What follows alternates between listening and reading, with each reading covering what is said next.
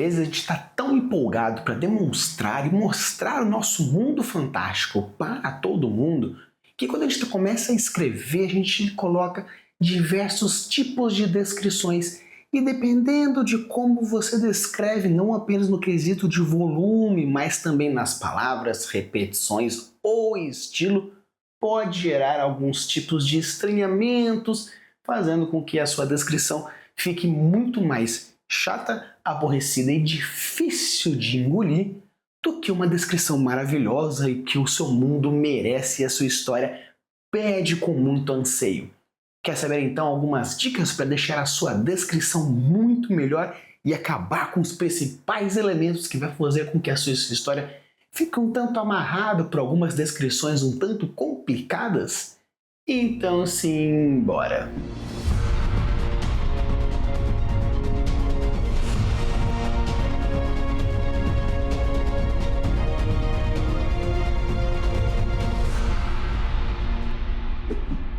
Alô, pessoal, tudo bem? Aqui é o Facão, estamos com mais um episódio para vocês e hoje nós iremos falar sobre descrições. Uma coisa que é bem importante quando a gente fala sobre história não é simplesmente descrever, mas sim contar. A contação de história ou storytelling é extremamente importante quando a gente vai fazer a nossa contação, devido pelo fato de que quando estamos contando alguma coisa, a gente coloca diversos elementos narrativos e descritivos de acordo com a necessidade e com a importância daquilo, principalmente quando nós temos aquela informação. Mas às vezes, quando a gente vai escrever a história, a gente esquece da contação e começa a transformar numa narrativa um tanto fora da realidade, não apenas realismo como ficção ou como um realismo propriamente dito, mas sim as histórias começam a ficar um tanto intrincadas em alguns elementos. Quando você vai contar, por exemplo, como foi o seu dia, você não vai descrever todo o ambiente, você não vai descrever todos os elementos, você não vai colocar diversas coisas que muitas vezes você não sabe. Tanto que você não coloca na sua história qual era o ponto de vista da pessoa que estava atrás de você, porque você não faz nem ideia nem que existia uma pessoa atrás de você. Então hoje a gente vai conversar um pouco sobre alguns elementos descritivos que vão ajudar você a deixar a sua história muito mais legal e, obviamente, trazer algumas dicas de como evitar que alguns passos um tanto tropicantes possam fazer o seu elemento narrativo ser um tanto complicado. Da mesma forma que um episódio antigo, esse aqui é meio que baseado um pouco num outro canal, vou deixar aqui na descrição caso você queira a versão em inglês, e obviamente vou trazer os meus elementos também para dar uma complementada na narrativa que foi trazida aqui, beleza? Então bora lá conversar um pouco mais sobre elementos descritivos que vão auxiliar na sua história. O primeiro passo que eu quero trazer para vocês é algo que no vídeo em inglês ele coloca meio que como um segundo passo, mas eu acho que vale a pena a gente discutir ele primeiro, que é você filtrar as descrições no ponto de vista narrativo. Mas Rafa, você já falou tanto sobre o ponto de vista, a descrição pelo personagem. Sim, só que o grande elemento, a grande dificuldade que é trazida aqui não é o filtro do personagem no quesito do pano de filtro que você quer fazer. A descrição aqui, o importante dela, é você filtrar realmente pelo ponto de vista dele. Porque muitas vezes a gente vai colocar uma descrição do personagem, ou no caso, trazer a primeira pessoa, a segunda ou a terceira pessoa, seja a primeira pessoa no presente, a primeira pessoa no passado, a terceira pessoa no presente, a terceira pessoa no passado, seja onisciente, seja limitado. Existem diversos tipos de narradores diferentes e você precisa entender que a descrição e como e quais informações esse narrador tem está diretamente proporcional em cima das informações que ele possui, que ele tem, que ele pode ter. Quando a gente fala, por exemplo, em narrador em primeira pessoa no presente, por ser primeira pessoa, ele não tem a capacidade de saber o que o outro está pensando. Ele pode cogitar, ele pode conjecturar, ele pode imaginar, ele pode realmente ter uma ideia. Mas alguns verbos de certeza, de imperialidade, se torna um tanto complicado. Obviamente, se o seu narrador ele é um personagem extremamente egocêntrico, extremamente narcisista, extremamente manipulador, ou diversos outros elementos psicológicos e de personagem, ou no caso de personalidade, você pode afirmar, porém você tem que dar um background anterior dizendo que essa afirmação é porque ele acredita piamente de que isso acontece e de que isso é. Mas isso não necessariamente é uma verdade. Da mesma forma que se você é um narrador em primeira pessoa no passado, ou seja, você escreve uma história que aconteceu no passado e você está contando, pode ser que você tenha elementos de que, apesar de que naquele momento você não sabia, agora você sabe. Então, quando você for trazer esses elementos, principalmente em primeira pessoa, dependendo de qual é o estado onde você está, se é no presente ou se é no passado, precisa saber que existem fatores limitantes. E esses fatores limitantes vão gerar tipos de descrições diferentes? Até que sim. Só que essas filtragens ou esses filtros que vão ser colocados serão as palavras que você vai utilizar. Porém, a informação que você vai utilizar tem que ser proporcional ao conhecimento do personagem. Se por acaso você sabe, você sabe. Porém, se você não sabe, o personagem não pode saber. Mesmo que você, escritor, mesmo que você, escritora, tenha informação porque você é o ser onipresente, onisciente, onipotente, você é aquele que vai controlar tudo. Então você sabe. Mas você, narrador primeira pessoa, não sabe. O personagem não sabe. Então cuidado com os filtros que você vai utilizar, não pelo filtro do estilo, não pelo filtro do background, não pelo filtro da construção de mundo, não pelo filtro da personalidade, mas sim pelo filtro do conhecimento da informação.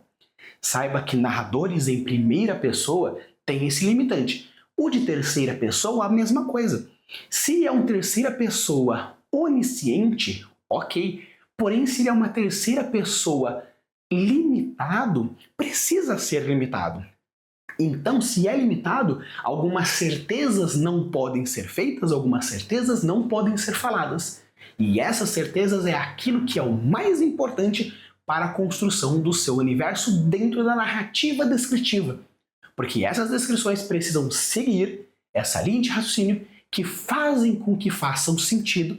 Então, muito cuidado quando você for utilizar esse manto da descrição, porque esse manto precisa estar proporcional àquela informação obtida ou previamente ou conhecida daquele narrador, seja primeira pessoa ou terceira pessoa. O segundo ponto é algo que a gente já bateu várias vezes na tecla, mas vale a pena a gente reforçar mais uma vez, que é tome cuidado com elementos visuais. Os elementos visuais são muito claros. Você vê que o negócio é branco, que o negócio é verde, que o negócio é azul, que o negócio é preto, que o negócio é rosa, que o negócio é isso, que o negócio é aquilo. A visão normalmente é utilizada em pelo menos 40, 50% das descrições. Porque ver é uma coisa extremamente fácil de se avaliar e fácil de descrever. Você tem cores, você tem texturas, iluminação, sombras, diversos elementos diferentes que te permitem uma descrição. Diversos tons de cores, diversas cores, nuances, degradês de luz e sombra. Então todos esses elementos são muito fáceis de descrever, então coloque diversos outros elementos que façam com que a descrição fique mais forte, mais viva. Utilize os outros sentidos, a audição, o paladar, o tato. Claro que você precisa saber que, devido a diversos elementos, você não pode utilizar, não vou dizer que não pode, porque não é questão de não pode, é se funciona ou não funciona. Mas alguns elementos descritivos dos sentidos não funcionam para algumas coisas. Você dizer que a parede tinha gosto de ferro e essa descrição não vai gerar uma informação a mais para aquela narrativa, colocar e forçar descrições de todos os sentidos pode gerar uma estranheza, dependendo de como você quer fazer. Mas colocar um ambiente onde estamos numa floresta e você apenas coloca elementos visuais, Cadê os elementos auditivos? A floresta ela é silenciosa? E mesmo que seja silenciosa, colocar que ela era silenciosa vai trazer outro elemento, outra ideia. Tem diversos vídeos aqui no canal que falam sobre como descrever com diversos sentidos, então dê uma puladinha, veja na visão, veja na audição, paladar, tato, e vai embora nas descrições dos sentidos diferentes. Então, quando você for fazer a descrição do seu ambiente, tente imaginar quais seriam outros elementos sensoriais que valem a pena ser colocados aí dentro. Evite ao máximo a visão, porque a visão ela é a mais fácil. Se você vai descrever, no caso, uma sala, coloque tanto o som ambiente, o zoom, por exemplo, do computador, por causa da ventoinha, o cheiro de pó que está levantando aqui, a sensibilidade fria, porque agora estamos adentrando e mudando de estação. E a minha casa é extremamente antitérmica. No calor é um inferno, no frio é o cócitus. Então, se você coloca diversos outros elementos que vão trazer essa percepção sensorial, não apenas traz a ideia do teatro da mente para o leitor, para o jogador, caso você seja mestre, porque essas descrições vão te ajudar a criar diversos elementos e engatilhar áreas diferentes do cérebro que vão te permitir criar situações diferentes dentro dessa narrativa. Estamos falando de teatro da mente. Quando estamos lendo uma história, a gente não necessariamente fecha os olhos e imagina. Porém, quando você está lendo, todo o fator criativo vai de acordo com a sua imaginação.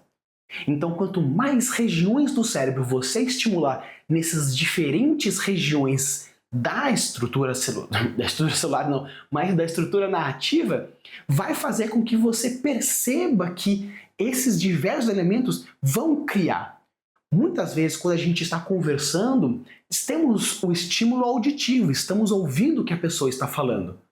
Porém, quando você está falando, você vai demonstrando, você vai mostrar também outros estímulos visuais. Se você em algum momento toca na pessoa ou faz com que ela se movimente, existe também a sensorião tátil. E no mesmo momento que após aquilo você entrega um doce falando meus parabéns, você está colocando mais um estímulo, que seria o estímulo do paladar, com um snackzinho. Então, criar diversos elementos que permite essa diversidade de estímulos no momento da construção criativa na mente do leitor, na mente do jogador, você vai criar diversos outros elementos que vão fortalecer esse teatro da mente. Um outro elemento que é bem legal e vale a pena a gente dar uma reforçada, porque tem vídeos também no canal falando sobre isso, que é cuidado com as primeiras ideias. As primeiras ideias, elas são as mais traiçoeiras que a gente pode ter. Elas são traiçoeiras pelo simples fato de que, primeiro, por ser a primeira ideia, ela é a menos polida. Porém, por ser a sua primeira ideia, vai jogar no seu subconsciente de que aquela ideia, por ter vindo, ela é boa. Claro que nenhuma ideia necessariamente é ruim, mas existem diversos elementos que vão trazer um brainstorming muito mais interessante. A gente já falou, por exemplo, do diamante duplo, onde fortalece essas propostas. Vou trazer outros vídeos falando mais sobre diferentes tipos de brainstorming diferentes e linhas de raciocínio para podermos construir esses elementos. Então, quando você for construir as suas ideias ou colocar as suas ideias no papel, sim, vomite as ideias, não tem problema. Porém, cuidado com a descrição quando você for colocar a primeira proposta. A primeira proposta ela é rápida, ela é direta, ela é num êxito tão logicamente simples, porque é só o seu estalar o dedo e a ideia vem. Não existe outras conexões paralelas que vão gerar diversos outros gatilhos que fogem do lógico, que fogem do direto, que fogem do essencial, O interessante na descrição é trazer ideias, não vamos dizer secundárias, porque dá um pouco a entender de que ideias secundárias são as ideias meio que deixadas de lado. Não estamos falando de ideias principais, estamos falando de primeiras ideias. As primeiras ideias, elas não geram curiosidade, não geram gatilhos, porque por ser as primeiras, é algo que qualquer um pensaria, é algo que qualquer um perceberia, é algo que qualquer um sentiria. Então a ideia é você trazer diversos elementos narrativos que lhe permitem criar outras conexões, outros paralelismos que sejam interessantes na construção da sua história, para que você consiga criar diversos gatilhos diferentes. E esses gatilhos são os mais importantes, porque uma descrição ela precisa, como eu disse no tópico passado, criar elementos no seu teatro da mente para você conseguir ver dentro do seu cérebro, mesmo de olho fechado, você conseguir visualizar tudo o que precisa ser visualizado. E essa visualização tem que receber som, tem que receber cheiro, tem que receber outros fatores perceptivos. Mas se você traz a primeira ideia, não existe filtros que sejam criativos ou filtros de ideias anteriores ou posteriores, porque é a primeira. Então cuidado quando você for trazer as suas primeiras ideias, porque não necessariamente estamos falando que elas são ruins, só não são polidas. E essas ideias não polidas não vão gerar os mesmos impactos que existiriam ideias mais polidas, porque as primeiras ideias normalmente são as mais simples. Existe outro tipo de descrição que a gente vai usar meio que os dois ao mesmo tempo, que é tanto a repetição de palavras quanto as cadências descritivas. Esses dois elementos, tanto a repetição de palavras, tem que tomar cuidado porque no português a gente tem muitos sinônimos. Então, utilizar da repetição de palavras, ela traz um elemento de amadorismo, não apenas um elemento de amadorismo, como podemos até considerar um erro gramatical. Porque colocar aqui, ela disse, ela disse, ela disse, ela disse, ela disse, ela disse, ela disse, ela disse, ela disse, é complicado. Porque ela pode dizer, falar, se quiser trazer outros elementos como sussurrar, conversar, explanar, explicar, baforar. Então existem diversos outros verbos que podem trazer a ideia de uma comunicação, porém, por ter essências e ideias ligeiramente diferentes, você pode exprimir muito mais as percepções emocionais daquela pessoa que está falando. Porque se a pessoa ela braveja, é muito diferente de uma pessoa que sussurra. Apesar de que a informação vai chegar no ouvido das duas pessoas que estão conversando, porém a intenção era totalmente diferente. Então simplesmente falar que ela falou, ela falou, ela falou, ela falou, ela falou, não vai trazer descrição de localidade, descrição narrativa. Porque a descrição não é necessariamente descrição de ambiente, mas sim descrições de ações, descrições de momentos, descrições de personagem, como o personagem faz ou deixou de fazer. Então, na utilização das palavras, use coisas bestas como sinônimos.com.br.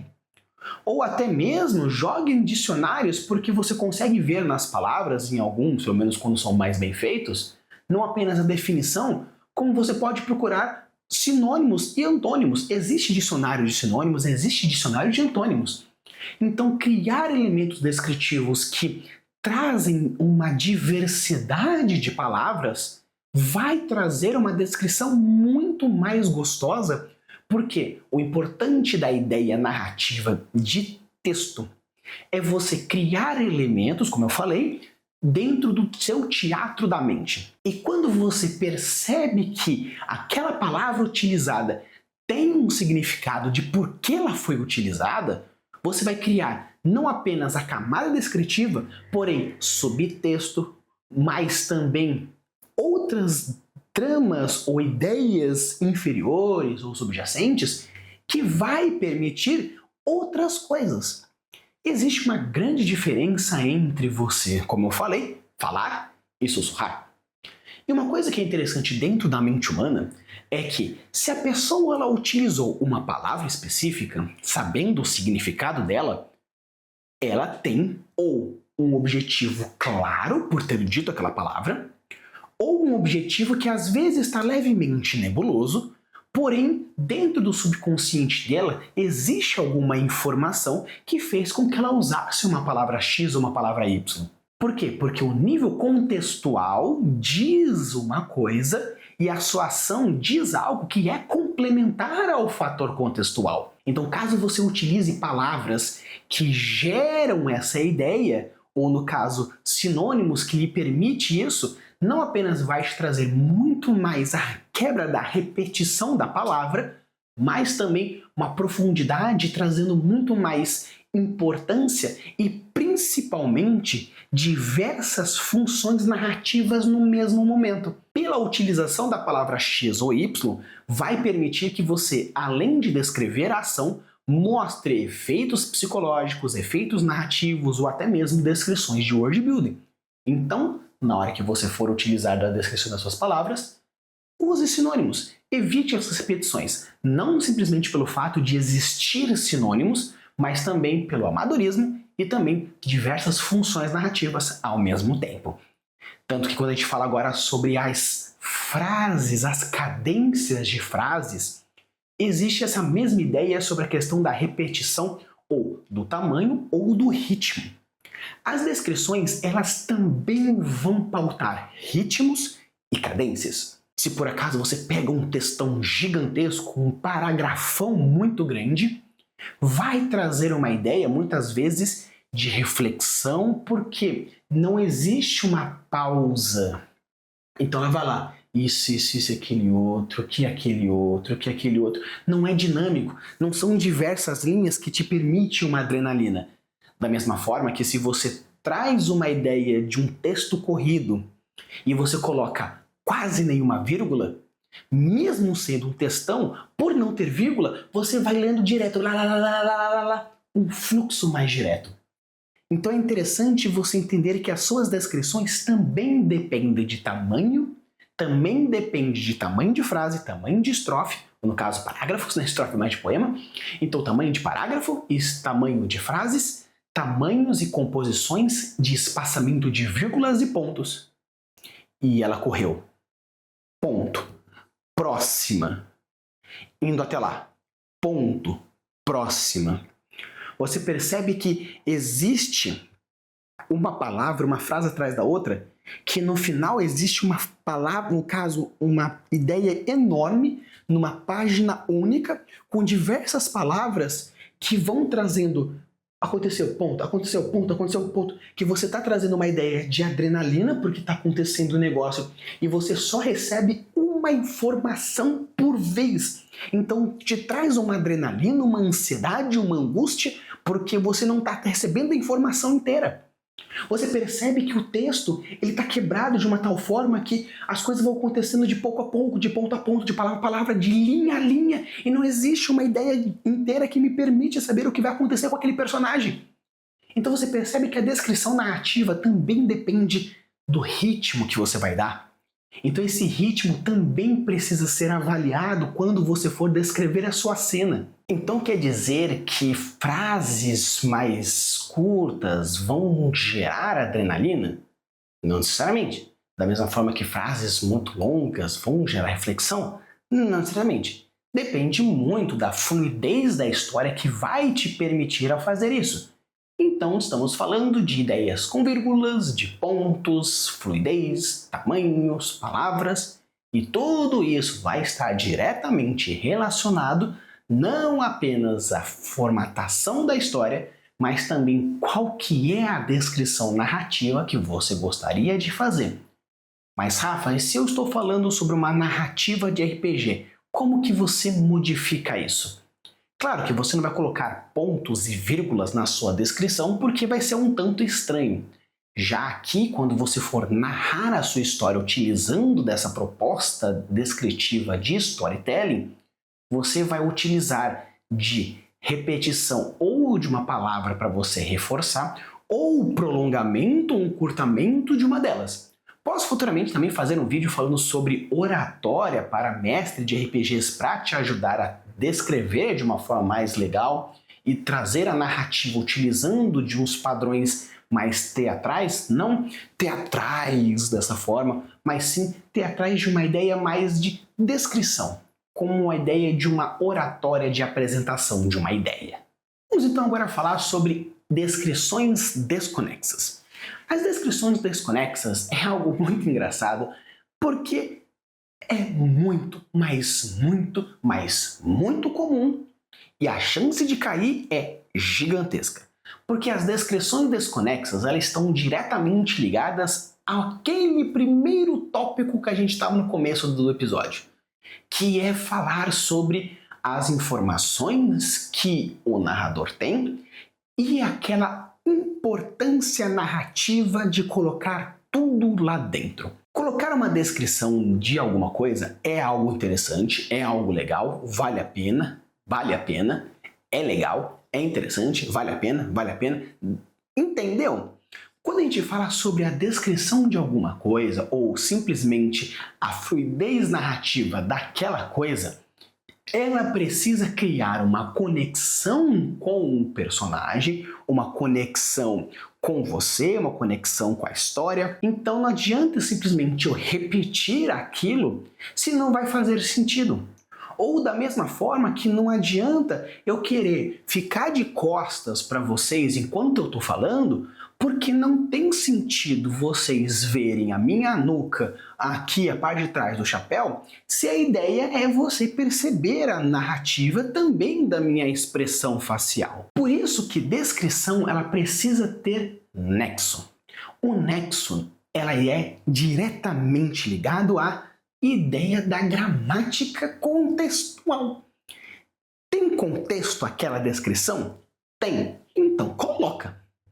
Esse momento, no caso, esse tópico, ele está diretamente ligado àquele momento seu da revisão. É aquele momento que você começa a ler e se pergunta: faz sentido?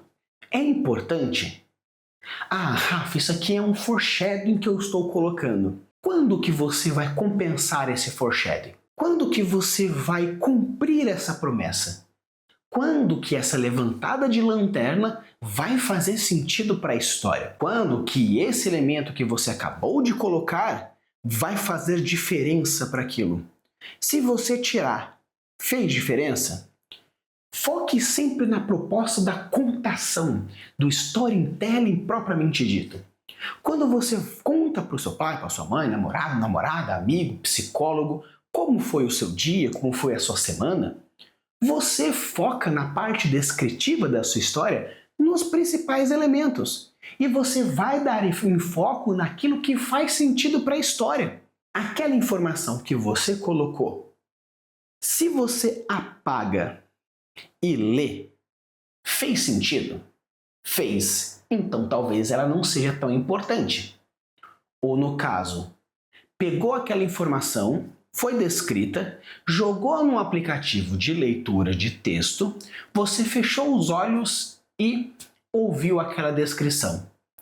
Todos os elementos te facilitou a visualizar melhor e fez sentido no seu cérebro? Não? Então acho que talvez não seja interessante.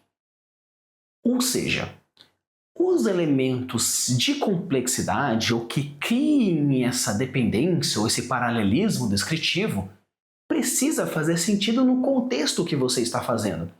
O seu personagem saberia de verdade essa informação que você está colocando?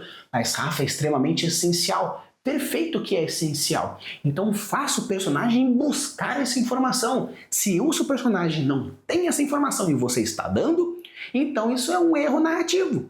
Porque não faz sentido o seu personagem saber, a não ser que você queira fazer um foreshadowing aí que futuramente ele é um telepata. Mas se ele é um telepata e você jogou apenas uma informação de que ele leu a mente do rapaz e nunca mais colocou, é um erro narrativo. Ou porque você não explicou e tirou a telepatia da bunda, ou você colocou esse elemento e não cumpriu essa promessa de que ele poderia ser um telepata. Então cuidado com as descrições, porque elas precisam estar dentro de um contexto e esse contexto precisa fazer sentido para a proposta que você quer fazer. Então fique esperto quando você for construir esses elementos. Por quê? Porque isso é extremamente importante para a construção narrativa que você vai fazer. E por devidas proporções, criar essa ideia de conexão entre as duas coisas é aí que faz sentido para a sua narrativa. E a próxima eu vou trazer aqui para a galera que gosta de ser poeta. Rafa, ser poeta é errado na narrativa, então, pelo ar da descrição que você está dando? Não. Aqui nós iremos falar sobre as descrições concretas e as descrições abstratas. As descrições concretas, como já disse Brandon Sanderson, são descrições palpáveis. São aquelas descrições onde você utiliza os 5 sentidos para descrever aquilo que você está percebendo. A maçã é vermelha, o gato é peludo, tal coisa é fria, tal coisa é alta, tal coisa X, tal coisa Y. É uma descrição palpável onde você está concretizando e fazendo com que o leitor, a leitora, o jogador, a jogadora consiga visualizar aquilo que você está falando. Você não tem nem sempre as facilidades de uma imagem. E mesmo que você tenha essa facilidade dessa imagem, às vezes não é uma imagem perfeita, não é exatamente aquilo que você quer. Ou no caso, se você for um desenhista, aí já fica mais fácil porque você pode construir a imagem perfeita dentro dos elementos que você quer fazer. Mas nem sempre você vai ter essa imagem na mão. Como você não vai ter essa imagem na mão, você precisa que essa descrição seja concretizada de uma tal forma que a pessoa entenda aquela parte concreta. E a estrutura da descrição concreta está diretamente relacionado ao alicerce que seja de uma casa, ou de uma pirâmide, ou de uma pilastra. A descrição concreta, ela vai permitir que o leitor consiga visualizar aquilo como aquilo é.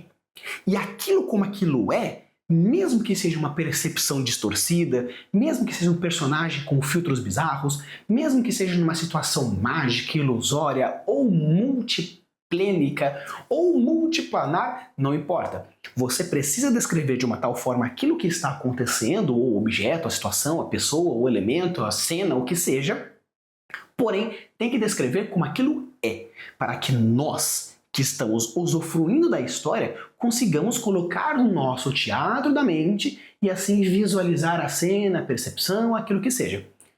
Já a descrição abstrata é aquele momento que você vai criar emoções e uns sentidos mais temporais, psicológicos. Dizer que a maçã ela é vermelha, você está dizendo que ela é vermelha. Porém, dizer que aquela maçã ela lembra infância, aquilo vai ser uma descrição que você vai criar para aquele personagem aquela percepção. Porém, para você, lembrar da infância é positivo ou negativo? Para o personagem, positivo ou negativo? Para a história, é positivo ou negativo? Por enquanto, você apenas sabe que aquela maçã lembra infância.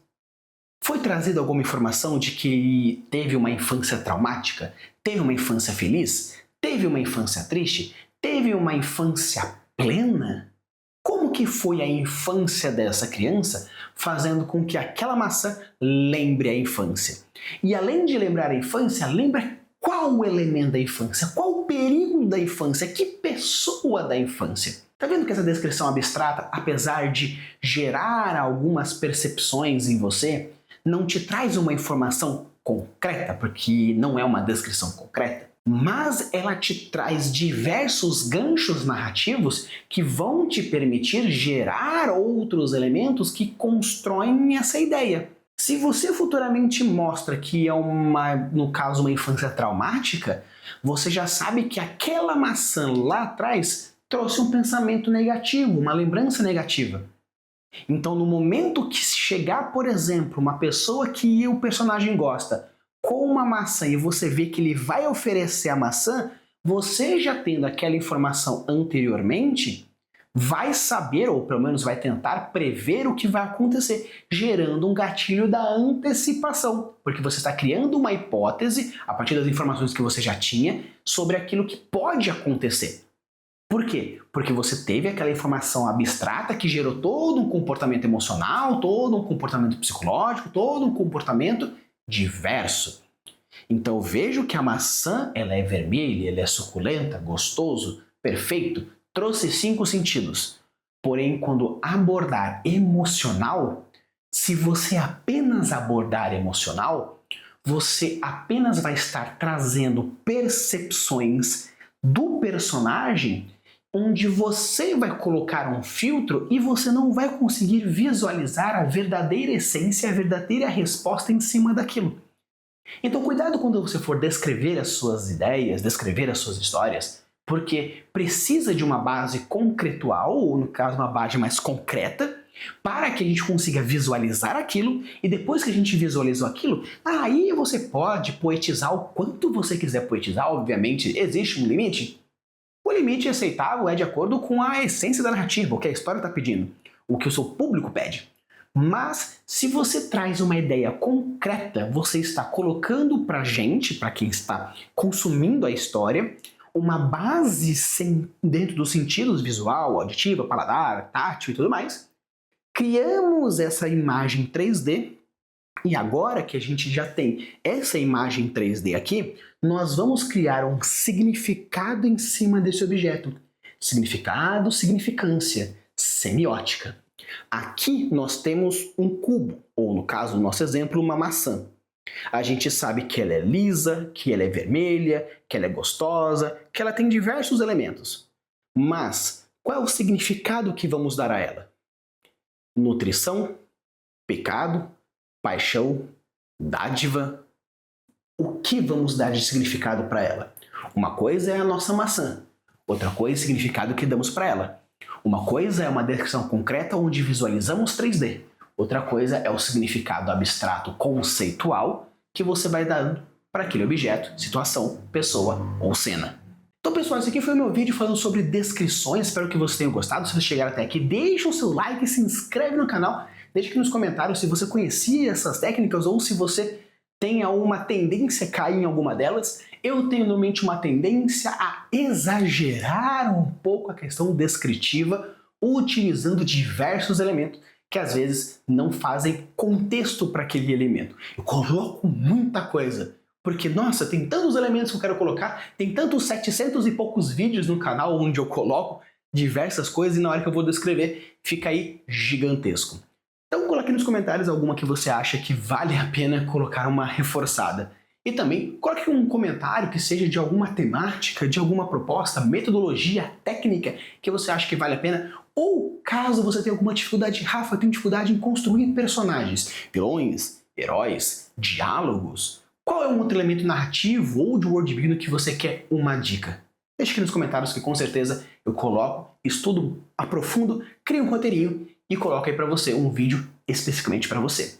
Use a boa das suas construções e deixe os mundos cada vez mais incríveis. Valeu!